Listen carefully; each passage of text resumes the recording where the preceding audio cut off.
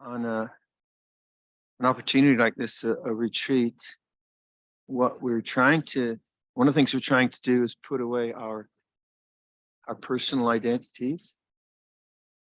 So I'm Viradhammo, etc., and try to observe stream of consciousness. So when you're in the world, and it's important to remember that the Buddha speaks to us in two ways about the teaching. One is conventional and one is transcendent. So we say, conventional, I'm Viradhammo, I'm such and such an age, I'm a man, I'm a monk, so on. That's the convention, and you're who you are in your world. And when we talk about in those terms, then it's usually about dana, sila, right livelihood, moral responsibility, doing things well, making sure you're not overdrawing in your bank balance, making sure the business makes a profit, taking care of your mom, etc., etc. So these are the worldly dhammas, and they're very important. The word worldly can sound almost dismissive, but if you don't get that right, it's going to be a total mess. So, but also when the Buddha addresses dukkha and the understanding of the mind, then he asks us to look at our lives in terms of stream of consciousness. And then you have the language of the five khandhas, the six ayatanas, anicca dukkha anatta, paticca samuppada, all these different teachings. They are asking us to look at our life not in a personal way, but in the way of dharma. So in a personal way, I have a responsibility to try to practice right speech. And let's say I lose the plot and I yell at one of the monks and call him a turkey. Why I'm thinking of turkeys because it's American Thanksgiving, see? So, and Sanya.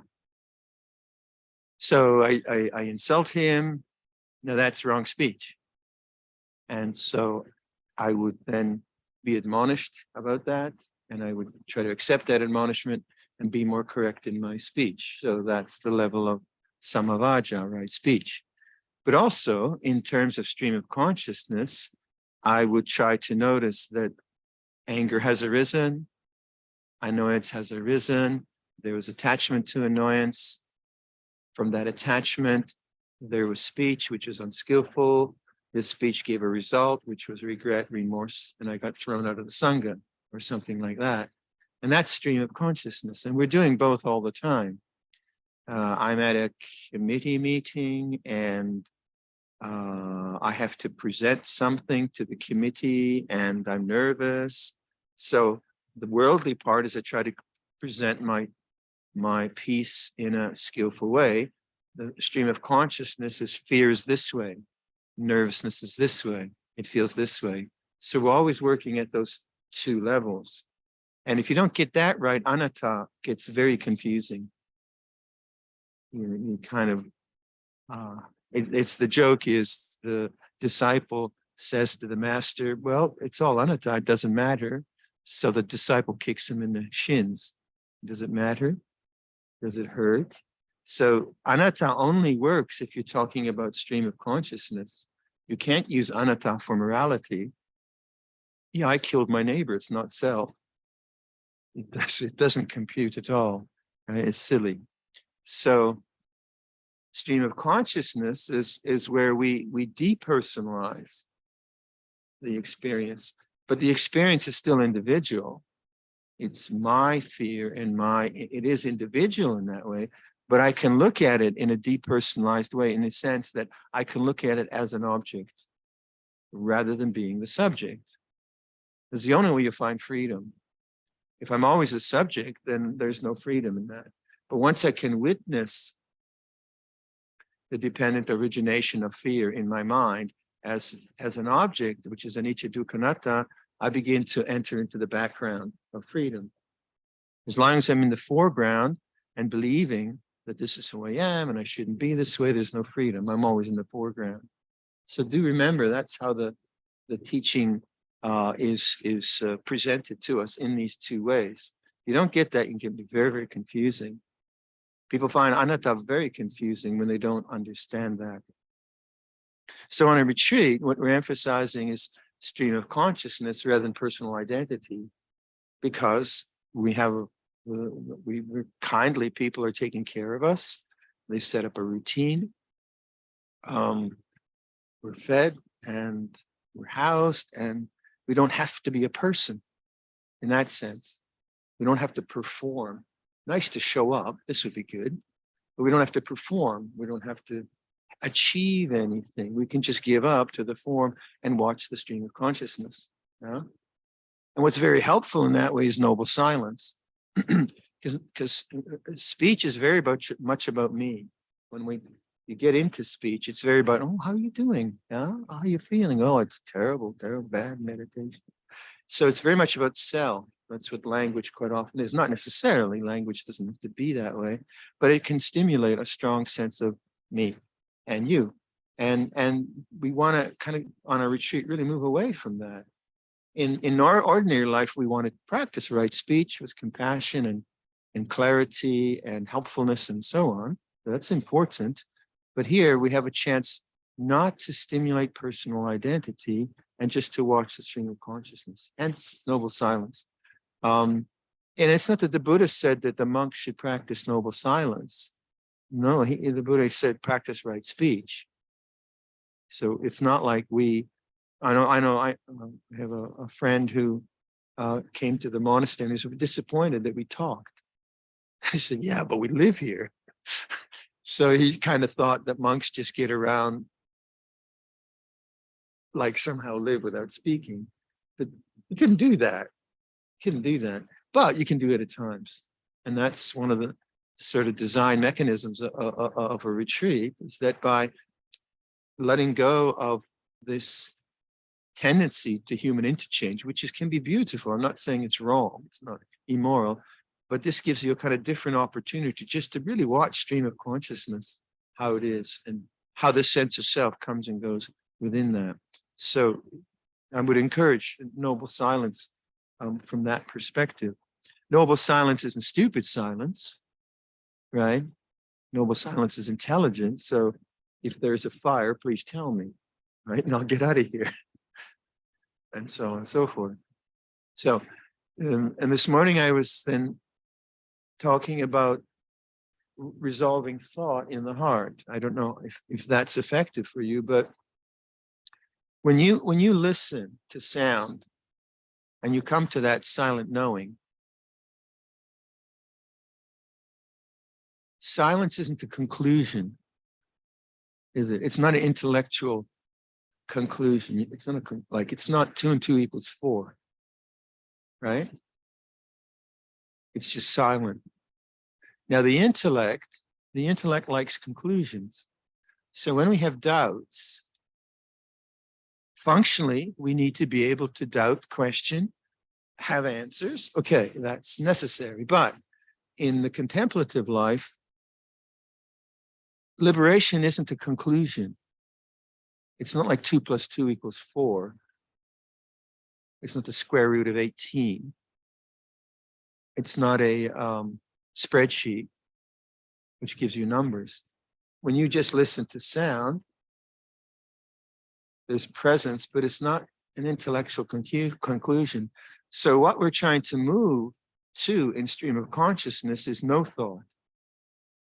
We're not moving to more thought. So when your mind creates doubts and questions,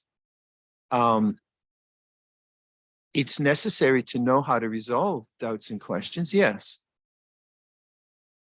But if your mind simply always needs an answer for every question, you'll never finish, because that's what the mind does. It creates questions which it thinks is valid to have an answer, and that's the intellect's realm.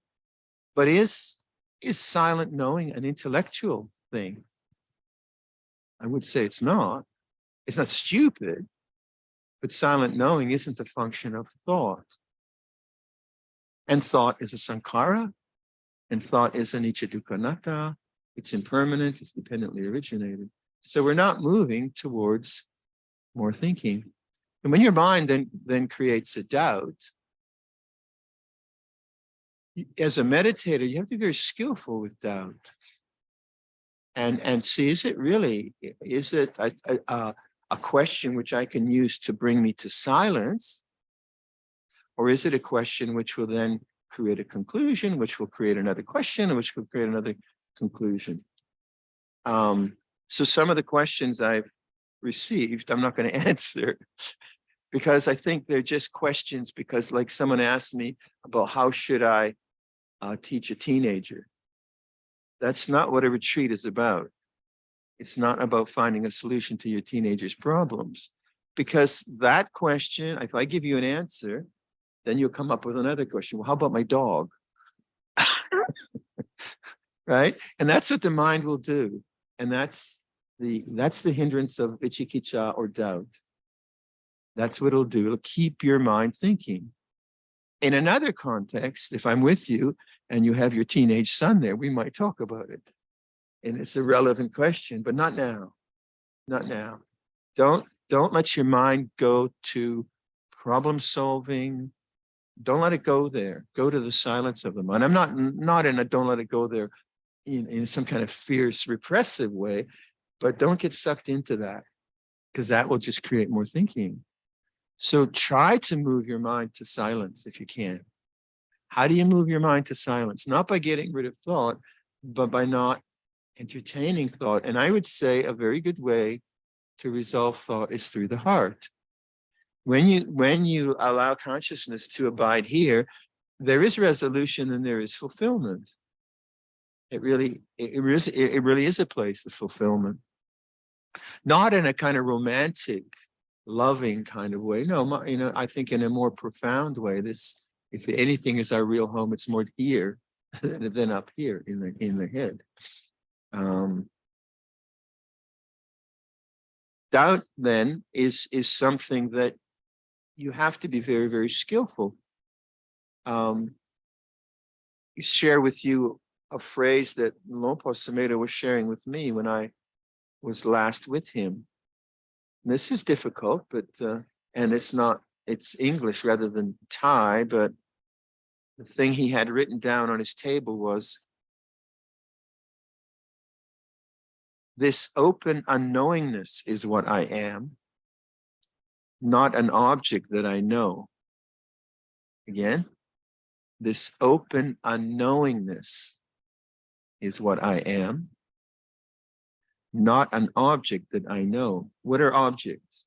Emotions are objects. Pains in the knee are objects. Memories are objects. Conclusions are objects. That's all in thought. That's all sankhara. And there's no settling in that. It's not really peaceful. It's very transitory. One doubt leads to another. Like confidence intellectually leads to doubt. This open unknowingness. Now, unknowingness, what does that mean? Well, you got to figure that one out. But what I take from it is like when I just listen to the silence, it's not a conclusion. There is the presence, knowing what's going on, but it's not an intellectual conclusion. And openness is very important for me too. This open. So when I just listen to sound, again, I think sound is really, really good for investigating this way of looking at awareness. It's very, very skillful because that's what we're doing. We're using one sense base, I would say, to contemplate, well, what is it that where does the unconditioned, uncreated, unoriginated lie in the Buddha's realization? How can I approach that? It's something which in a practical way, not just in some kind of, abstract way. So I find sound very good for that. So listening, openness, I can do that. Silence, stillness, trust. And then see what happens. And to me, those aspects are what I work on in terms of samma samadhi. Not an attainment, not a conclusion, but something present right here and now. So then if I have confidence and that makes sense to me, sense of trust, then how might I sustain that? And how I might sustain that, well, I have to look at what doesn't allow a sustained span of that kind of open unknowingness. This open unknowingness is what I am. And then what happens when you try to do that? Well, doubt, dullness, restlessness, thought, memory, self-criticism, and the whole 9 yards of thinking, evaluating, all of that. And that is very, very hard not to get caught in that. This is what we're doing is not easy. Really, it's not easy. I've been working at it for 50 years. But it's worth it. It's really worth it. So in Theravada Buddhism, we don't use the I formula, do we? In some schools, like in the Vaita Vedanta, they will. We don't say I am anything, because there's anatta. Yeah. There's still consciousness. There's still presence. What is that? So this formulation is not a Theravada formulation. I don't know where Luangpor got it. Maybe it was his. Can't remember. But this open unknowingness is what I am. What that does for me as a contemplative exercise, it says, be that knowing, be that awareness. That is your real home. Don't look for another identity. So the way Luangpor would teach, if you've been listening to his teaching, you are awareness itself. So these are formulas that are very subtle and you don't find in Theravada that much. But I find them really, really helpful, that I am awareness itself. Now, if that's an ego statement, then it's very confusing. But it's not an ego statement. Like an ego statement is I am enlightened, or I'm a beautiful 76-year-old, or or something like that. 76 is not beautiful. So those are ego statements because they're about an object. It's not an object that I know. I'm not, like if I say I am enlightened, then that's kind of an object or something. But I am this open unknowingness. So I use phrases like that. Now, the phrases that actually help me to ground myself in the present moment of silence and stillness. And I try to do that from the heart. I don't know if that's helpful for you, but I'm here to kind of share with you. If it's confusing, then please don't leave me. But I find it very important to make this journey interesting, rather than just this kind of rigid formulas of meditation techniques or rigid formulas of intellectual structures. I don't find that really works. But what I find works is if I take an idea like unconditioned, amatta dhamma, or akalika dhamma, I find that really interesting. What is timeless? Akalika dhamma, not a matter of time. Now, we chant that all the time, right? And that's the trouble. When we chant it all the time, it just becomes this Pali formula that you do because you're a Theravada Buddhist, and it's dead in the water. But if you akalika, what does that mean? Now, that's the good use of doubt to me. But it's not, I'm not looking for a conclusion in that sense, like an answer in that way. I'm just trying to see what is not a matter of time. Then the doubt becomes Dhamma Vijaya, investigation of Dhamma. And to me, that's much different, because I'm not just intellectualizing and analyzing now. I'm just trying to really look into consciousness and say, all right, what is not a matter of time? Well, the day is a matter of time. The pain in my knee is a matter of time. It comes and goes, thoughts. What is not a matter of time? And then what is left is still knowing. And I can ask myself, well, is presence ever absent, or things like that? It's great t-shirts.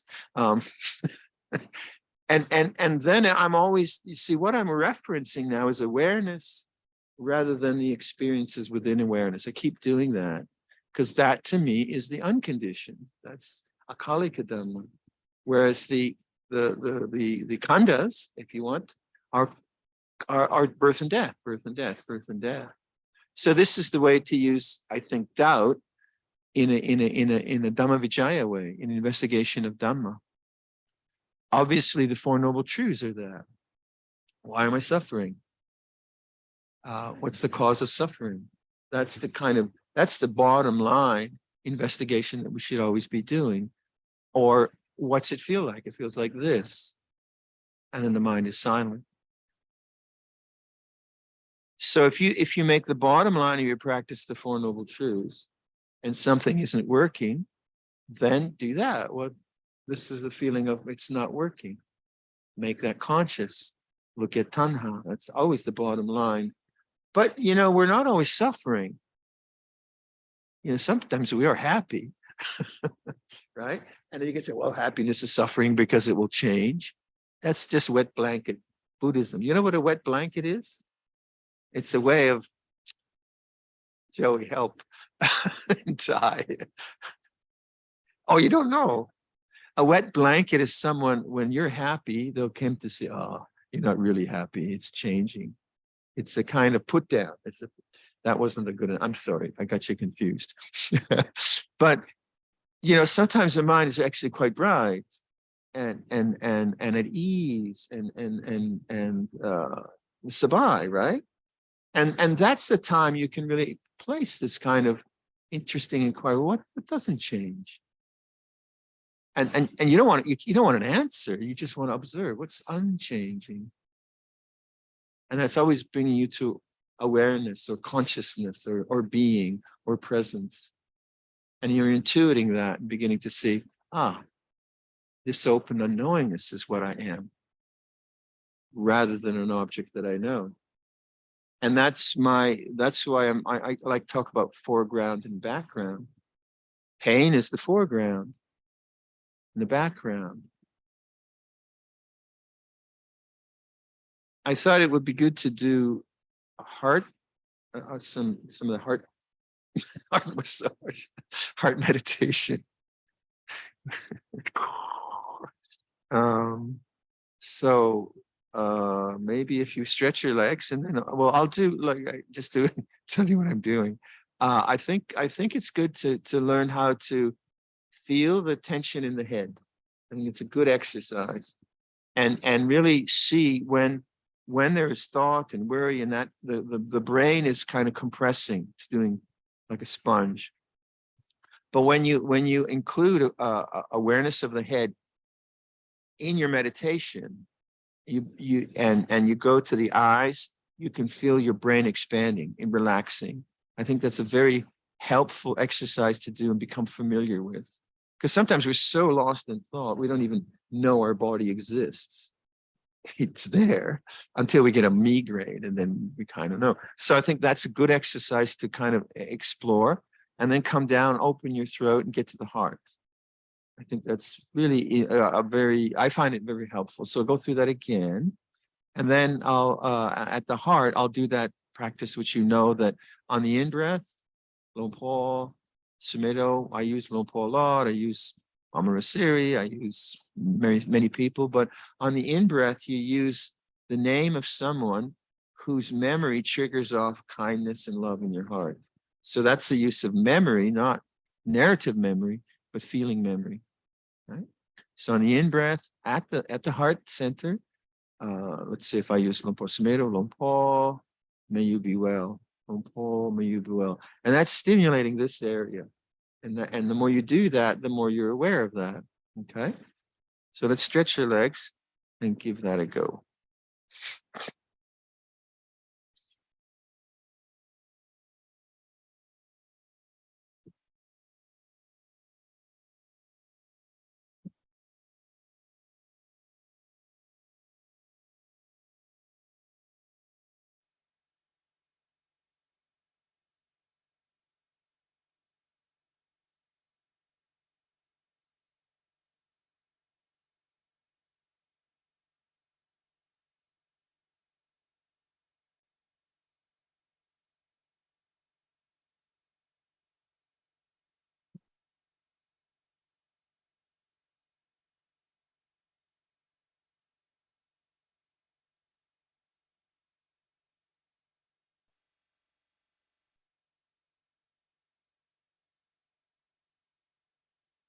listening, still receptive listening.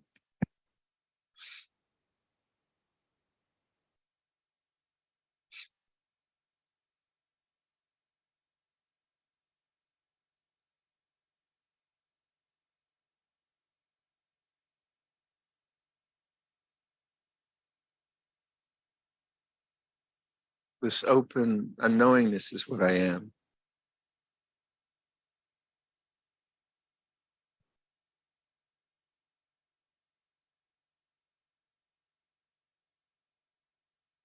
Bring attention to your mouth. Let the sensations in the mouth become conscious. So localize your attention. So you're not concentrating as much as just localizing and allowing things to become conscious. Feel the lips.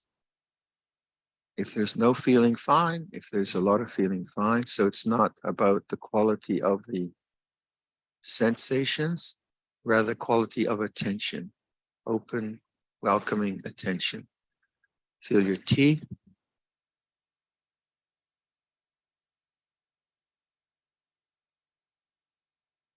The tongue.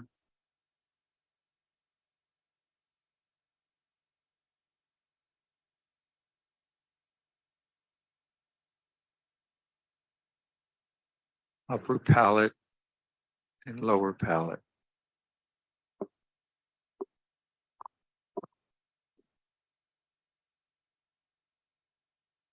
Notice the stillness of awareness.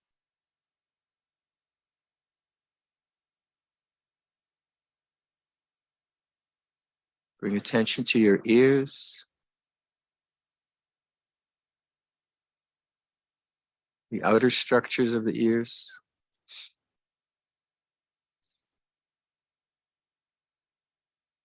Let that be conscious.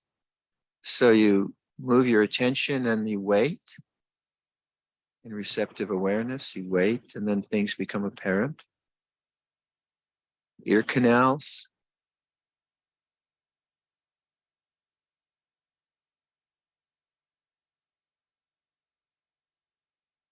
So we're not looking for something, we're aware of what is.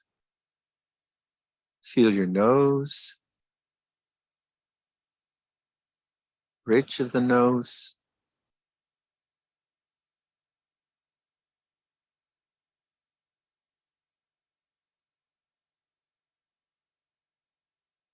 the nostrils,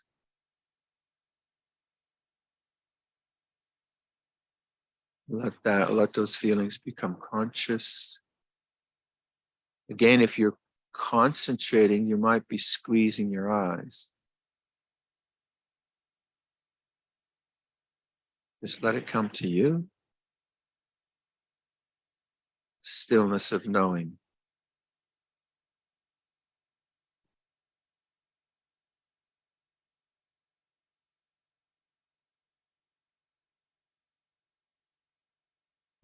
Localize your attention at the eyes. Let your eyes be feeling. So we're not conceptualizing. It's the direct experience of sensation. The orbits, the bony structures. Imagine that they're large.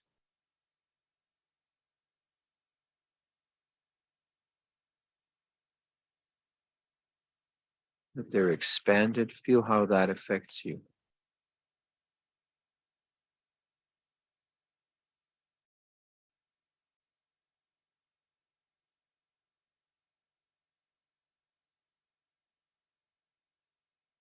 The eyes themselves, let the eyes relax, almost drop out of the head.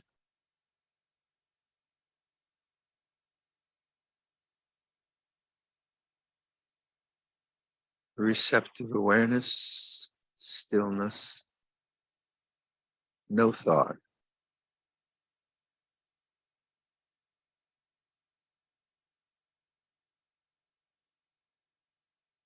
Feel your temples.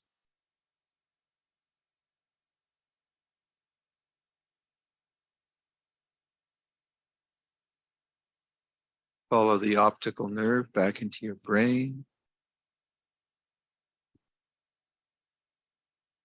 Feel the brain inside the skull.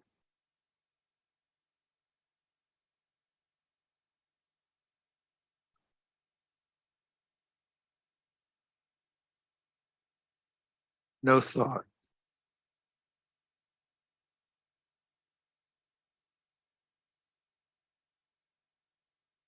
Feel any pressure, tension. So the brain is in awareness. The head is in awareness.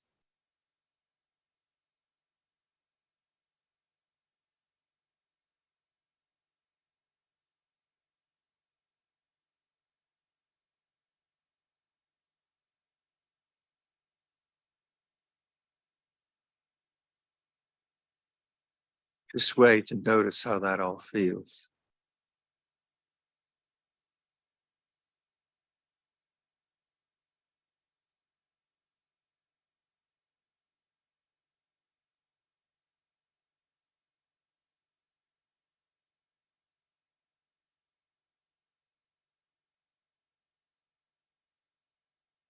Feel the top of the head and the back of the head.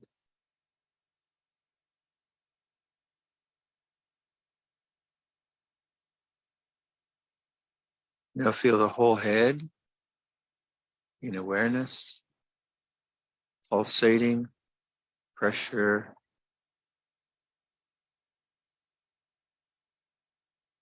Just let it manifest whatever way it does.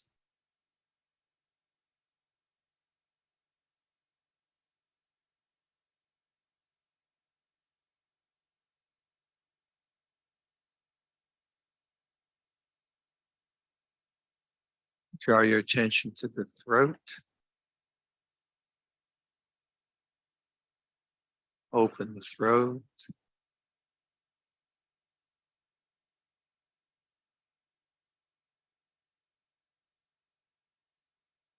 Draw your attention to the center of the chest.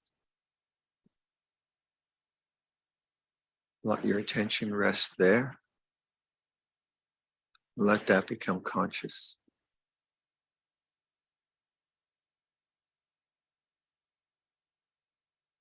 Receptive awareness, stillness, no thought.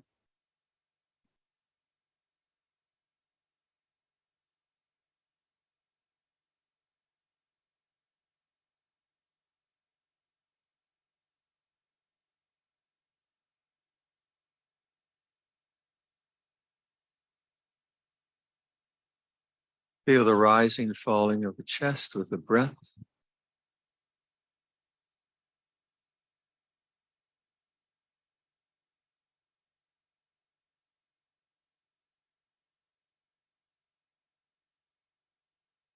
So you're localizing your attention. And if you concentrate too much, you'll feel that in the eyes. So it's relaxed, open attention. In breath, out breath. At the chest.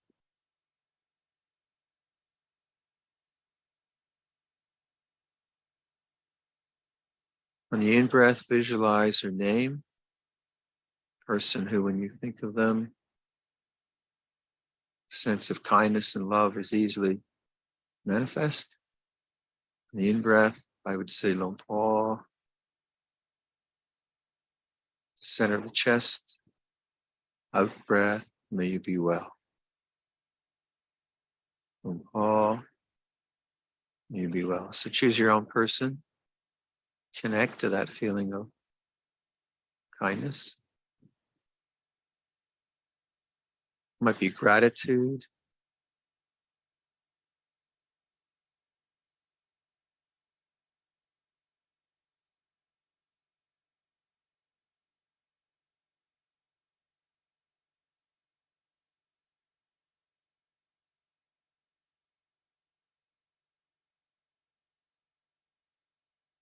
Let that perception just work on your heart.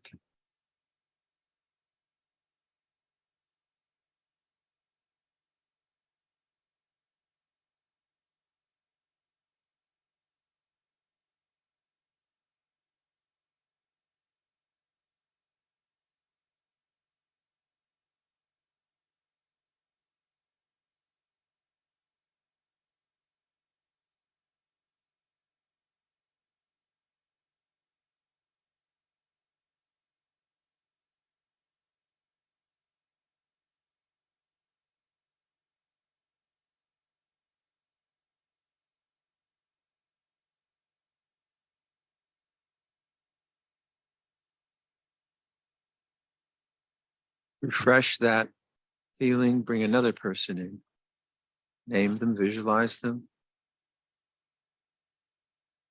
Someone who it's very easy to relate to with love and kindness.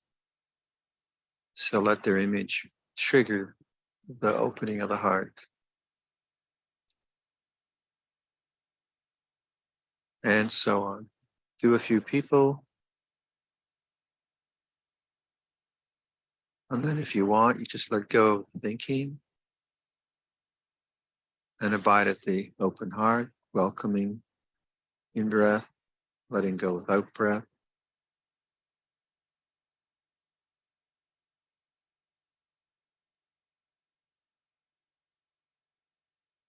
So leave the rest in silence.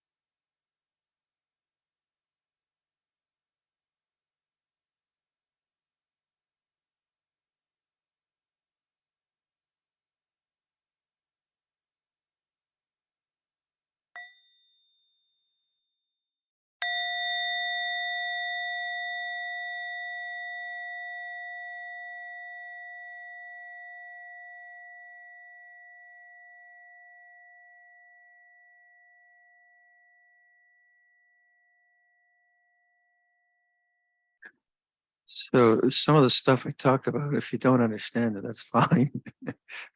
But if it works, good. If it doesn't work, that's okay. I just put out a bunch of ideas which I find helpful. But usually there's at least one thing that's helpful, and just go for that.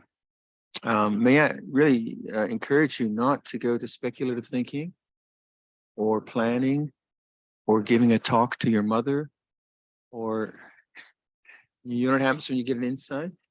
Start teaching your whole family. You know, you get this insight, oh, and then you find you're teaching your auntie. You're just talking to yourself, basically, right? Don't go there. Or if you've got the best idea in the world of what you're going to do next week, don't go there.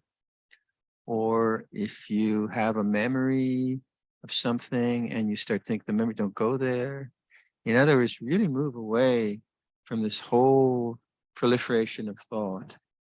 Now, moving away from it doesn't mean repressing it, because it's a hard balance to find between just trying to suppress thought, being lost in thought, and finding the space between thoughts. But you can see, you know, as the retreat progresses, you can see the mind wanting to go somewhere with thinking. Just say, don't go there. And that's not repression, it's mindfulness. You're not picking it up. If you're caught in some kind of thinking, quite often it has some kind of background of memory. It's triggering it.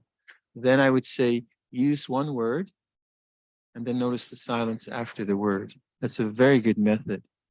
So I suppose, I don't know, the Mahasi or the Burmese Sayadaws would just maybe use thinking, some simple word like that.